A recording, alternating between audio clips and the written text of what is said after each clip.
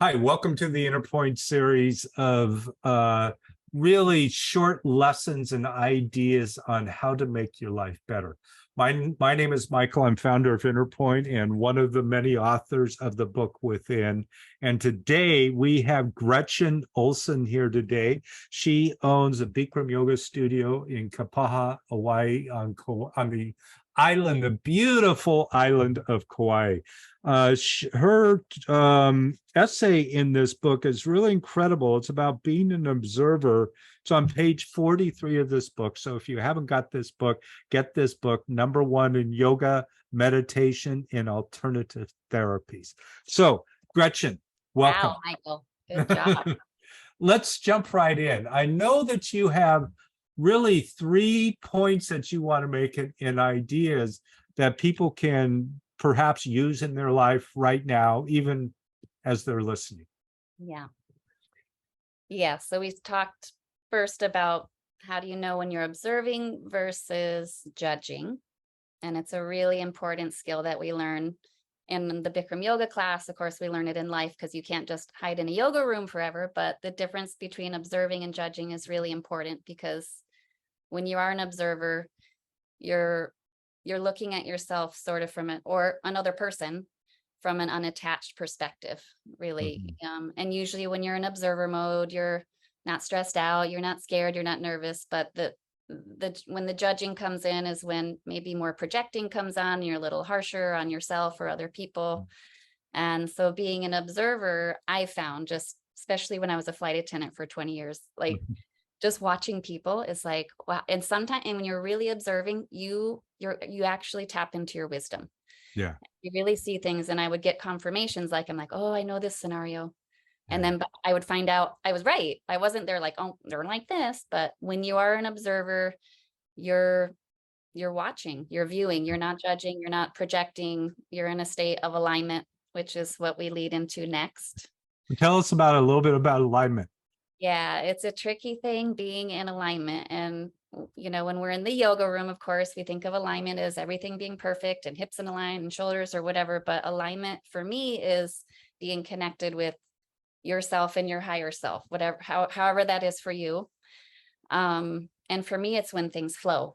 Actually, I get messages usually when you're in meditation is when you're in alignment, but we can't all just sit and meditate in a room all day because we have life to live. But alignment is just when you're in a state of equilibrium, I guess is a good way of saying it, where you can make decisions that are not based on fear or worried or even, egotistical things, basically. The ego's a little bit like to the back. It does serve purpose, but being in alignment is when I think we're in our best space. And yoga, of course, helps us to do that. And what's your third one? And the third one is it possible? Is it possible? Can you heal yourself? Absolutely. Yeah. We're all doing it. Everyone's doing it. The problem happens when you fight against yourself. And yoga is a good metaphor for that. You'll watch people that are, falling out of postures and getting upset with themselves. And it's like, this is your fun time. This is your observation deck, your yoga mat to like sift through all of your stuff and get out of your brain and get into your body and breathe and connect with other people, satsang. And you do heal. And that's, we talked about through being joyful also while you're doing it. Sometimes I did this when I would be at the gym pumping on the bike or doing, I just got to be, get my muscles and be healthy.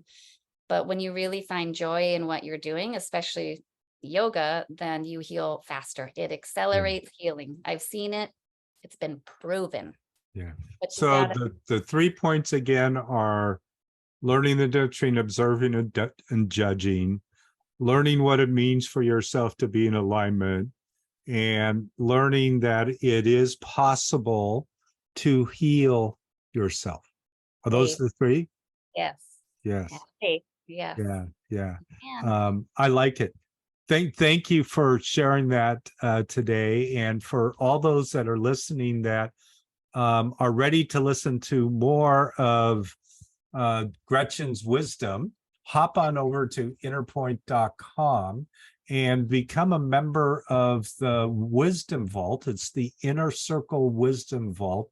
It's filled with various lessons, trainings, and interviews from all the authors of our book within. Each one of them is bringing a unique perspective on life and yoga and meditation and healing. So hop on over there. And Gretchen's also has a little lesson that you can download and complete for yourself on how to discover more about who you are and where you are in life. Before we go, I have a question. You live on the island of Kauai. So other than running in your studio and practicing, what's your favorite thing to go do on the island? Oh, I'm going to reveal a very deep secret here. I might get in trouble for this. Uh-oh. No, I won't. The road to Polahali and a sunset at Polahali. You will go there. We'll go there together, Michael. All right. But it's a magical place. Sunrises at Anahola, sunsets at Polahali. They are life-changing. I like it. Yeah. Magical. Yeah. All right, everybody that's listening again, hop on over to InnerPointe.com and listen to the full discussion and interview with Gretchen. Again, thanks for being here today and taking your time out. Thank you, Michael.